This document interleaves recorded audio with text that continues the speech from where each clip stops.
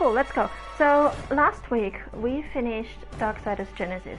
Now I said I was going to stream these games in chronological order.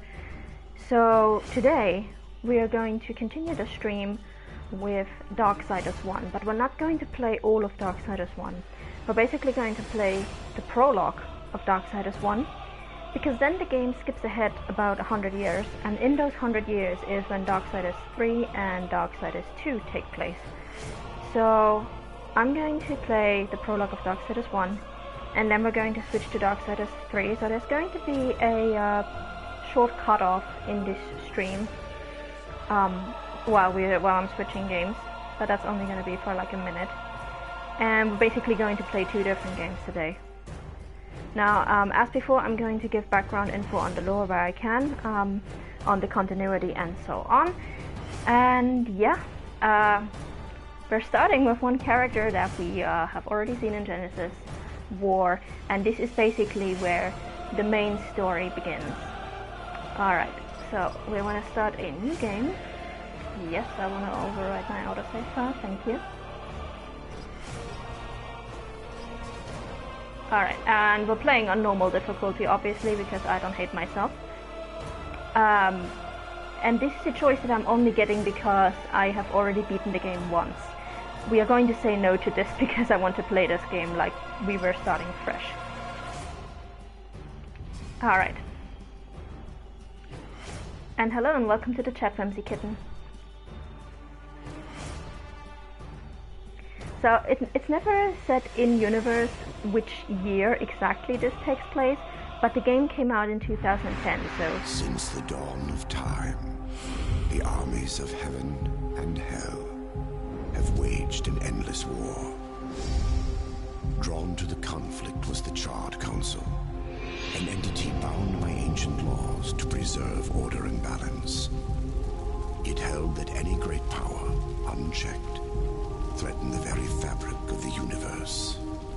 In time, heaven and hell came to honor the council and its laws, for none were beyond the swift and terrible justice of the council's enforcers, a fearsome brotherhood known as the Four Horsemen. Amid the turmoil, the first humans emerged. The council foretold that these weak but cunning creatures would someday be integral to the balance. Thus, a third kingdom was named, the Kingdom of Man. By order of the council, a truce was forged between heaven and hell. The great pact was bound by 7 seals, to be broken at the appointed time, when man's kingdom stood ready for the end war, a battle that would bring balance and determine the ultimate fate of the 3 kingdoms.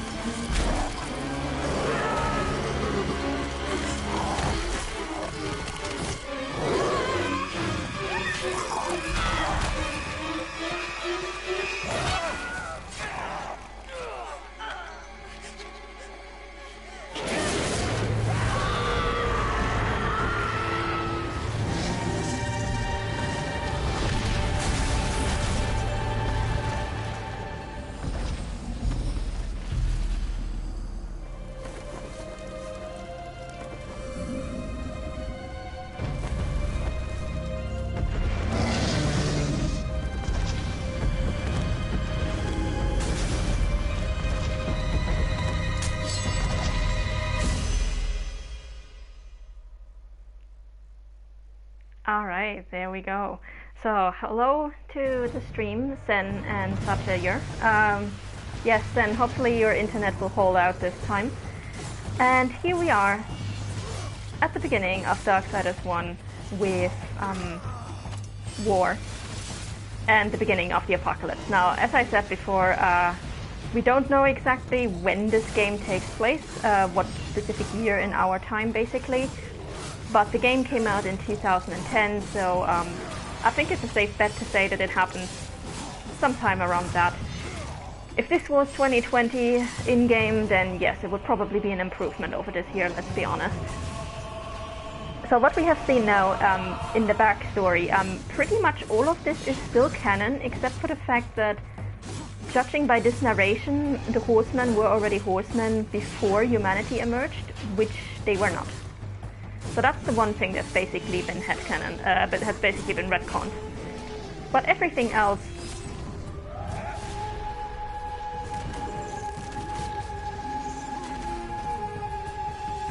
Everything else pretty much still occurs as it did here. And yeah, the war is not going well for the humans, and it is not going well for the angels either, so...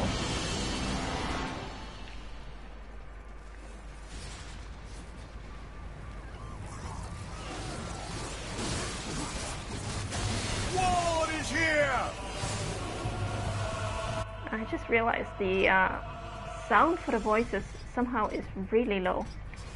I don't know why. Let me turn a few of these things up a little.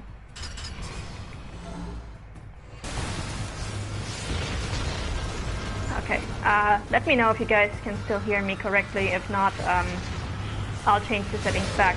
So, it's never explained in-game which city this is, except that in Darksiders 3, we do find out that all these games are taking place in the same city. And in Darksiders 3, we find out that this is kind of an alternate version of New York. So we are now in a very broken, flaming New York City.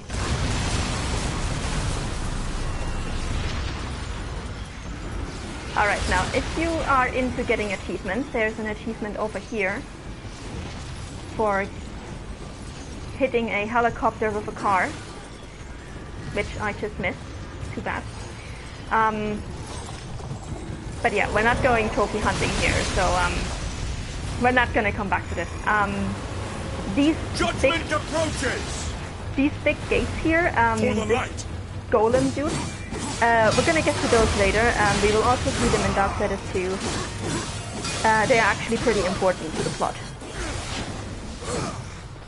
And here we have our angels, this time with wings that don't exactly look like biological feathers, like they actually look more mechanical. It is never explained in-game why certain angels have feathery wings and others have these glowing mech wings. My personal headcanon is that angels who lose their wings in battle get these mech wings kind of as a prosthesis. Because we do know from the background lore that angels are an extremely militaristic society, and I don't think they would just let something like losing a wing stop them. What is happening? So as you can see, half of our health bars just went bye-bye, and this is the first sign that something is seriously wrong.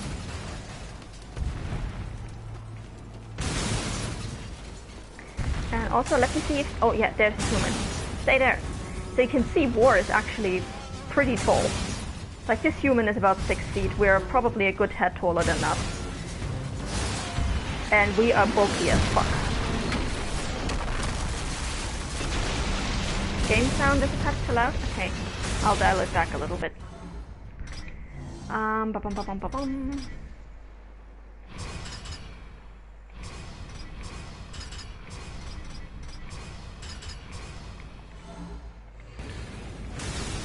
Let's see if this is better. Oh, okay. Oops, I did not want to get the human. I wanted to get I think the Darksiders 1 art book calls them minions. Your which justice is actually is at kind of hand. hilarious. I wanted to get those. And the angels, of course.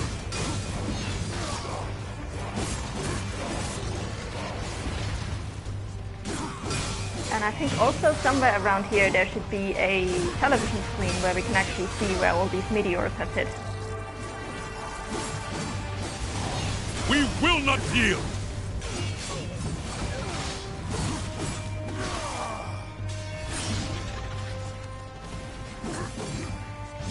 Alright, let's go. Oh, that's cute. This policeman tried to shoot at us. Wow. Okay.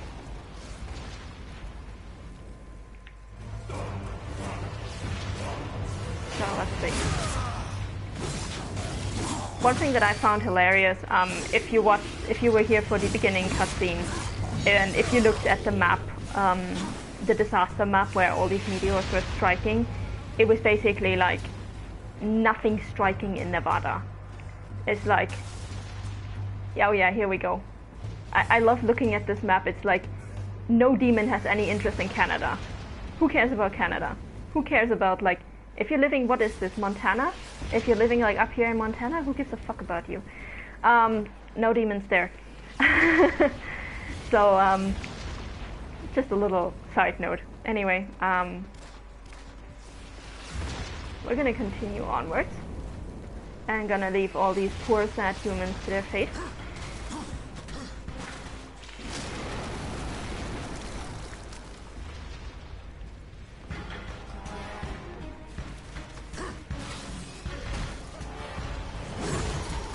Whoop.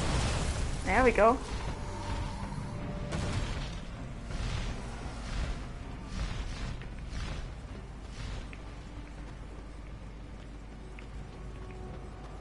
Alright, let's move on.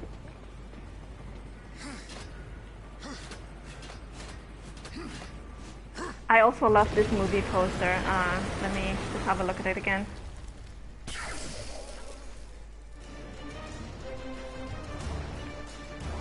There. Eaten 2, eaten again this summer. Only the rotting will survive. It's like, who came up with this poster? And for the record, all these names that you see on the poster, like some of them are from the development team. Like John Flatt is not a person on the development team, but John Pearl is actually one of the developers of this game. So that's like a little Easter egg there.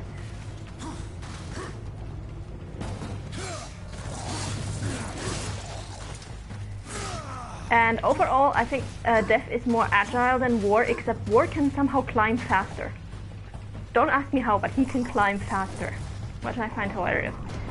Now, if you're going for the trophies, you also want to make sure that you use as many of these tables to just kill enemies like this. Just throw all the stuff at them. Because as you go through the game, the enemies are going to get increasingly tougher, and there's a trophy for getting 150 kills with environmental objects. We don't care about the trophy, so we're not going to do that. We're just going to do it as efficiently as possible, which means we're going to use Chaos Eater, our sword. But just in case any of you want to play this, this is a good place to actually get your kills in, your environmental kills.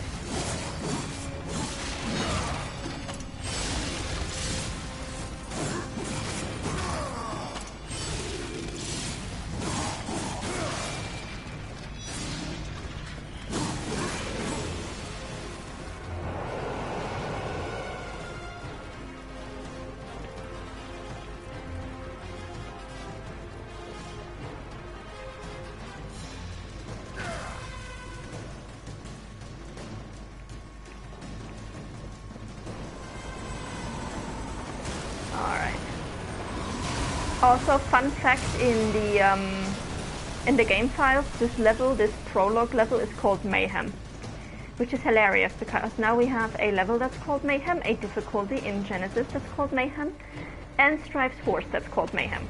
Totally not confusing.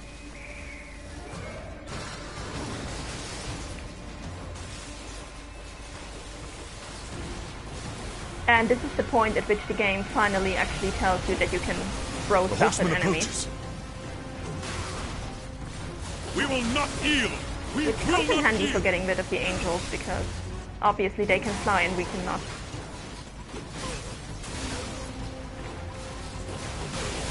We will not yield!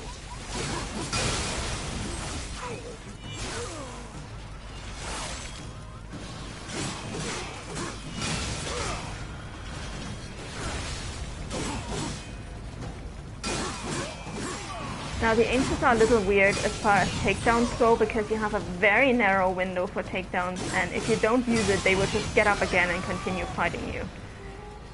So that's always kind of annoying, but oh well, we'll live.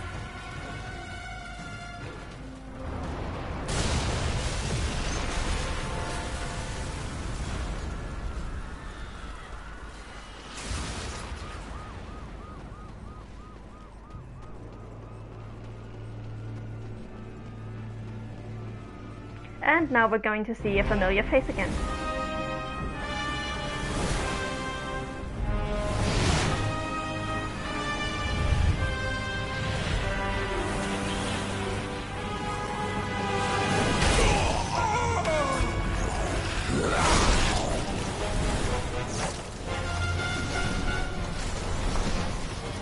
Now you may remember this guy from Genesis when he still had both eyes. That is Abaddon.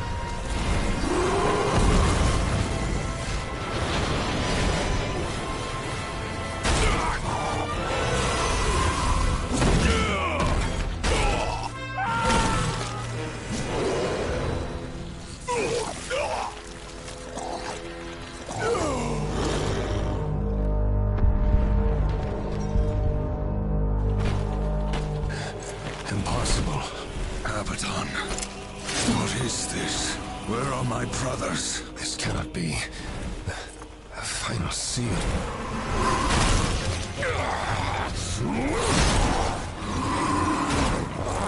My lord!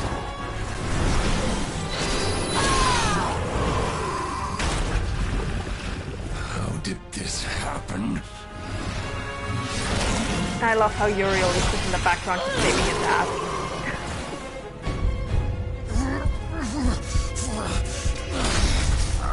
The seventh seal was not broken. Abaddon! What in heaven's name have you done? I answer the call.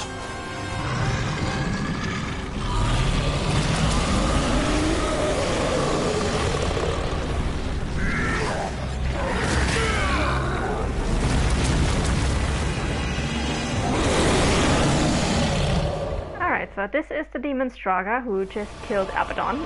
He's not the brightest bulb in the shed, but he does hit pretty hard if he hits you. So this fight against him is actually pretty easy. Just throw a car at him, and his attacks are telegraphed to hell and gone, so you can just dodge them pretty easily.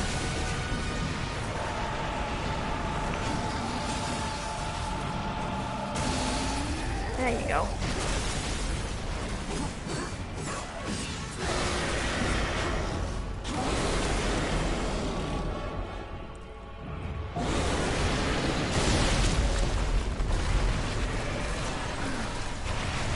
Now here you just want to make sure that you jump when he does this, because otherwise you take quite a bit of damage.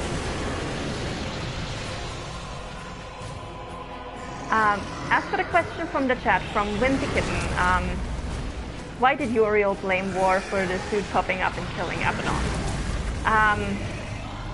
War is not supposed to be here, or at least if he is here, he's supposed to actually help win this fight, and instead all he did was distract Abaddon.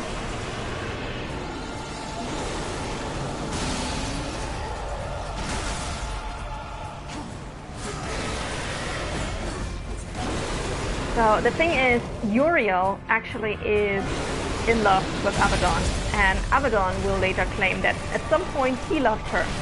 The problem is Uriel is his second in command, which is why I said in Genesis, dude has a habit of sleeping with his second in commands, and honestly, like, dude, just seriously, no.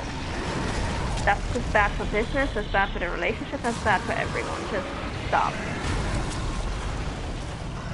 Also, Uriel is actually younger than Abaddon by God knows how many millions of years. Even younger than War, actually, because the first time War fights her is 500 years after Eden. And at that point, she is barely out of adolescence. So, yeah.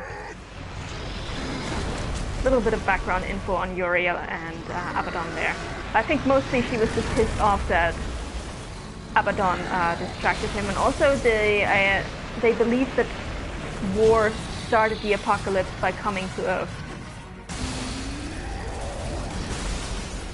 So that's going to be a running theme. Everybody believes that War started the apocalypse by coming to Earth.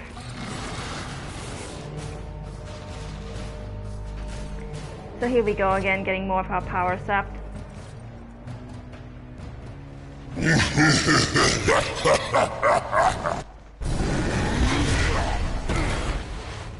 law has been broken.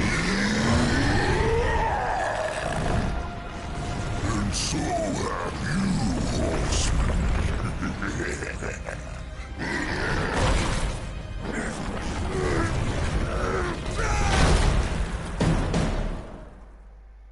And there we go. This is the second time that War has died. The first time canonically, and second time if we count the novel. Four horsemen shall ride forth to punish the wicked. Be they sons of men, lords of heaven, or the dregs of hell. All upon the earth will be judged, and the pact forged anew. You forget your post, horseman. You forget the law. No call was given, yet the destroyer marched, and there you were found, under his black banner, if the claims are true. To hell with your claims! The seals were broken! I was summoned! Then where are the other horsemen? Were they not summoned as well? The 7 seals are hidden, as they have been since the pact was forged eons ago. All of them intact. There was no call. You aided the Dark Ones, broke a sacred covenant that has doomed mankind, and threatened the balance.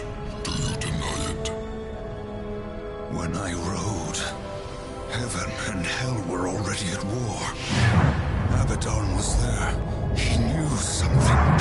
Abaddon fell, fighting off the chaos you unleashed. I fought powerless against the demons, and still you accuse me? Your defeat proves nothing. Likely the Destroyer cast you aside when he was finished with you. You have defiled the law, horseman. You will be punished. I serve only the Council. Only the balance. As the horsemen always have. Send me back. I will punish the ones responsible. How? What hope do you have against the Destroyer's armies? You are powerless. Then I will fail, and the demons will have carried out your sentence. Very well. You will return to the Earth, but you will be watched. Come forth.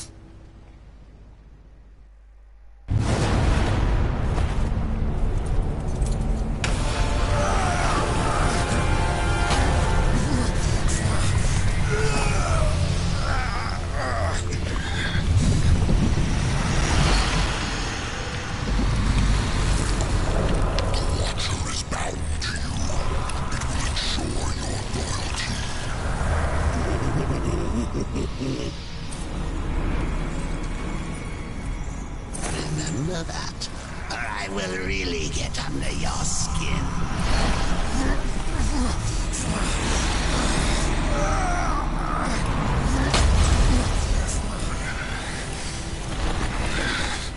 Rise, War, and arm yourself.